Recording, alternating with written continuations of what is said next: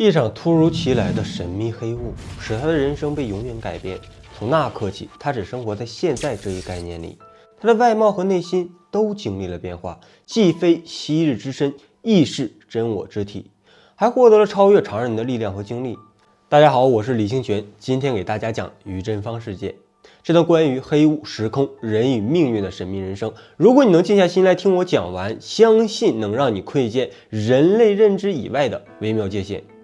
不知周之梦为蝴蝶语，蝴蝶之梦为周语。同年，我打算出海，因为某种内在的直觉告诉我必须离开，走得越远越好。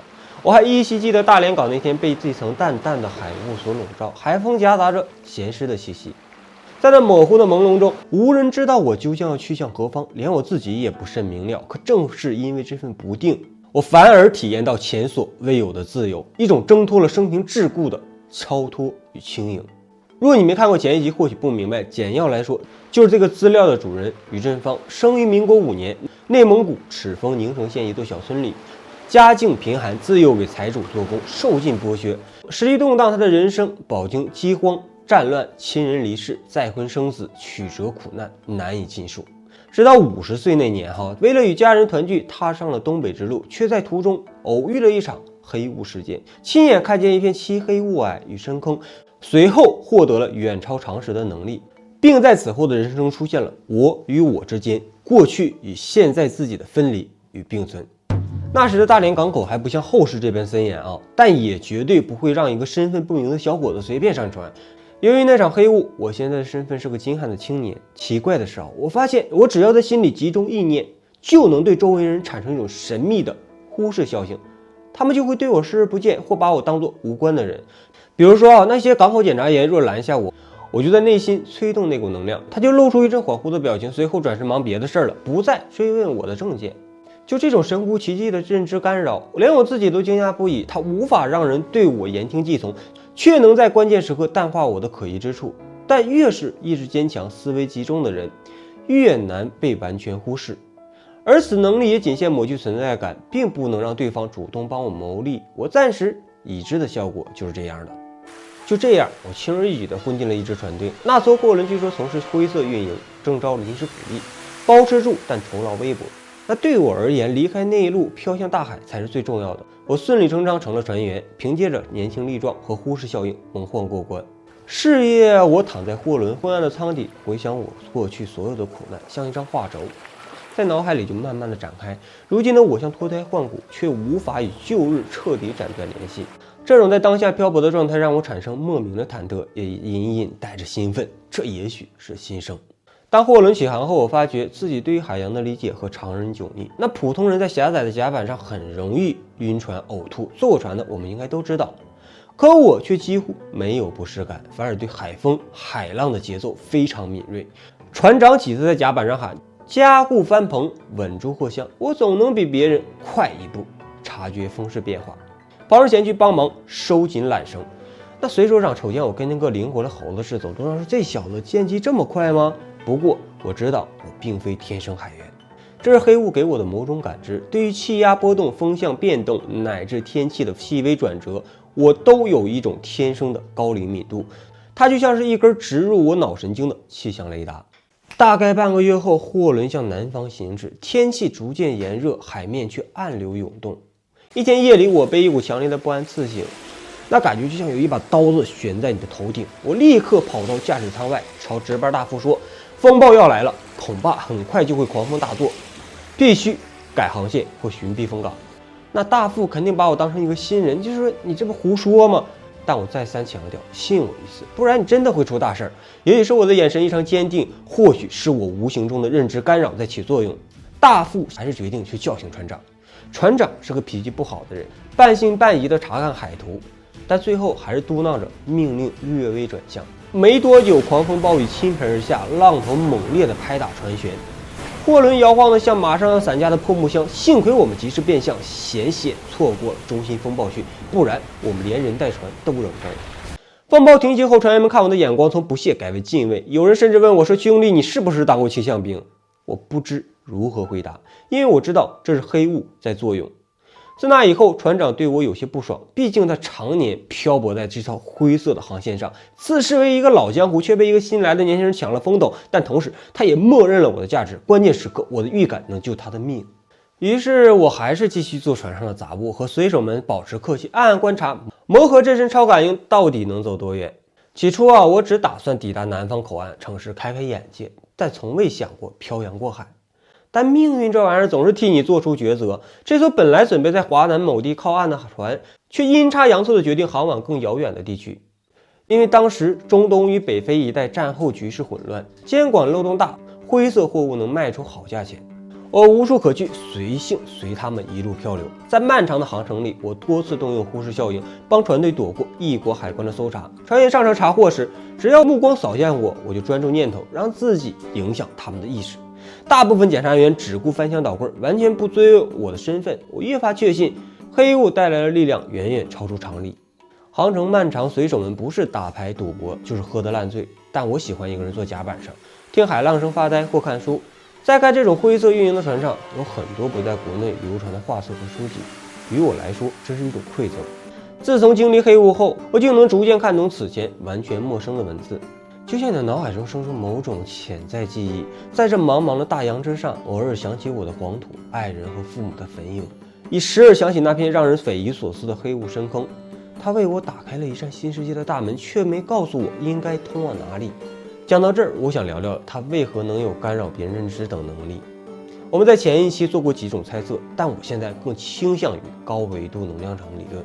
换言之，他的身体与大脑或许在那场黑雾事件中与某个隐藏的高维度产生了耦合，能在微观层面影响他人的感知，能在宏观层面与特定时空共振。从现代科学也能找出论证，人脑接受外部信息的过程本就有不少盲点和漏洞。若有人能在关键处输入忽视指令，便能够让对方下意识的忽略。大约行驶了2个月，我们的船抵达北非某处沿岸，据说是埃及附近一座港口城市。此地当时局势混乱，官府管控时紧时松，流言甚嚣尘上，连确切地理坐标都无从考证。我们的船悬挂着方便旗，就这样混进了这片海岸。一下船扑面而来的热浪和漫天黄沙让我不由得眯起双眼。街巷间穿着长袍头巾的阿拉伯人和戴礼帽的欧洲商人交织其中，老旧卡车挤满道路，嘈杂在空气中翻涌，就感觉这里似乎什么都可能发生，也没人会多问你的来历。但当天晚上，我心里突然升起一种难以抑制的冲动，想去探访那些书中记录的更古老、更奇异之地。那比如金字塔呀，是单纯的好奇，还是受那团黑雾的牵引？我自己也说不清楚。不久后，船长说他得去别的地方送货，我就借口要在港口停留几天。因为陆地的活我贡献不大，于是他挥手让我走，我便只身一人坐上驴车，前往传说中的吉萨区域。我去的当天是一个没有游客的夜晚，清冷的月光为金字塔披上淡淡的白纱，充满神秘的气息。我想起那些在书上看到半真半假的传闻，古埃及可能曾探讨过更高维度的奥秘，狮身人面像、神庙、金字塔都像是远古文明与宇宙对话的媒介。当我站在金字塔的身影前，的确感到一阵恍惚，体内那股能量开始躁动不安，似要与周围环境产生共鸣，尝试进入塔里去。那我就想重拾家乡时用过的瞬移之能，一闭眼足以跨越千里。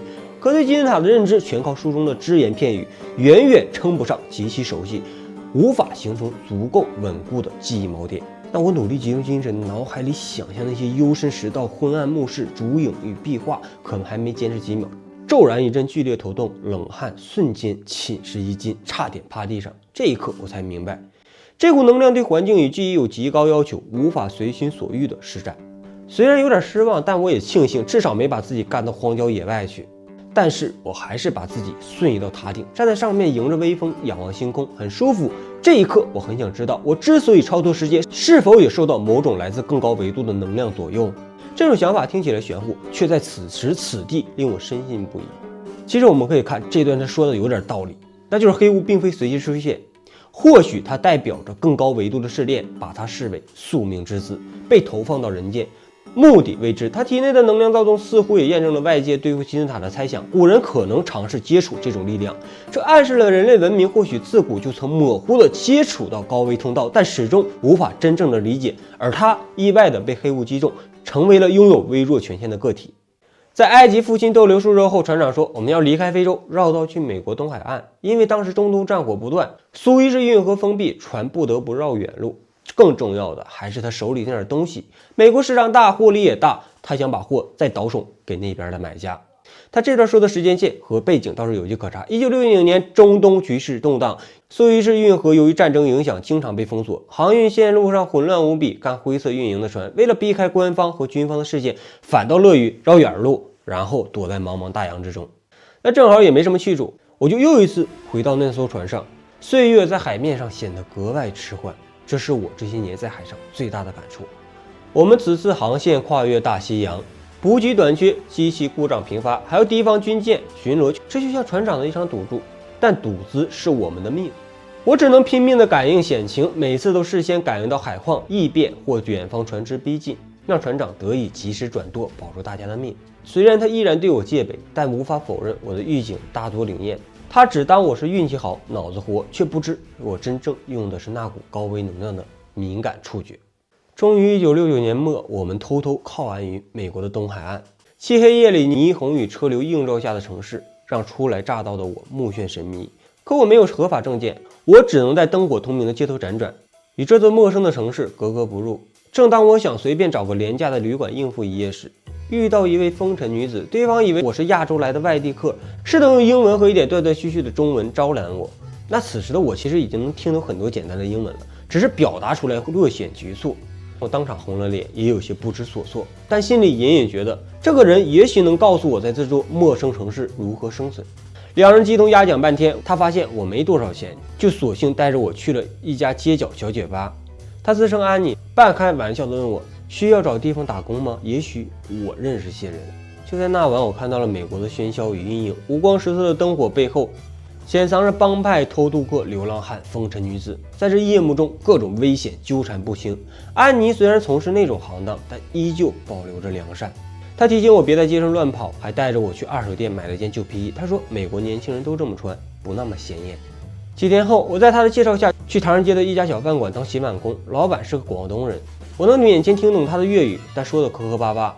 工作辛苦，薪资微薄，但比起海上漂泊，这里至少能让我稍作安顿。夜里我睡在仓库，偶尔能听见帮派火拼或巡警的哨声，混乱与危险仿佛只隔着一堵墙。那时我努力地感受这座城市，它机遇与黑暗并存，我的能量感应在某些危急关头仍然起作用。有一次深夜，安妮惊慌地来找到我，说她的朋友在小巷里遭抢劫，恳请我护送她回家。我跟着她穿过阴暗街道，果然被两个人拦住，其中一个人拿枪抵着我的额头。我看到他的杀意在他的眼睛里蔓延。安妮吓得尖叫，胆图凶狠地索要钱财。那一瞬，我仿佛看见他扣动扳机的念头在意识里成型。我死死地盯住他的眼睛，猛地把思维冲入他的意识深处。他愣了半秒，枪口随即偏移，砰的一声打到空处。我趁机挥拳击中他的下颚，他当时倒地昏迷。他同伴见势不妙，撒腿就跑。安妮震惊不已，觉得我的身手过于神奇。可我自己心里知道，滥用这种力量后，我经常头痛不已，发烧、虚弱。若非生死攸关，我不会轻易动用。更加惶恐的是，我并不知道这种高维能量会不会有枯竭的一天。如果真的有那样的时刻，会带来怎样的代价？如果没有，我又迈向什么样的维度？在这阴暗交织的城市里，我既想保护自己和身边良善的友人，也害怕被更高的势力盯上。这段感觉是不是我们前面分析的有点道理？但就是它的异能不是真的把质量转化为存能，更像是在时空裂隙中做了个极限的跳跃，借用高维能量进行快速位移或者一些力量的使用。真正被消耗的可能是某种暗能量，或是我本身的生命力。这就解释了为什么他每次用完力量都会虚弱、昏沉，种种副作用。最后我们不妨留下一些思考，世界是否真的只遵循我们以为的三维时空法则？人类的大脑是否与更高维度建立联系？如果答案是肯定的，奇迹与异能未必只是虚妄；如果答案是否定的，我的故事或许只是巧合与幻觉。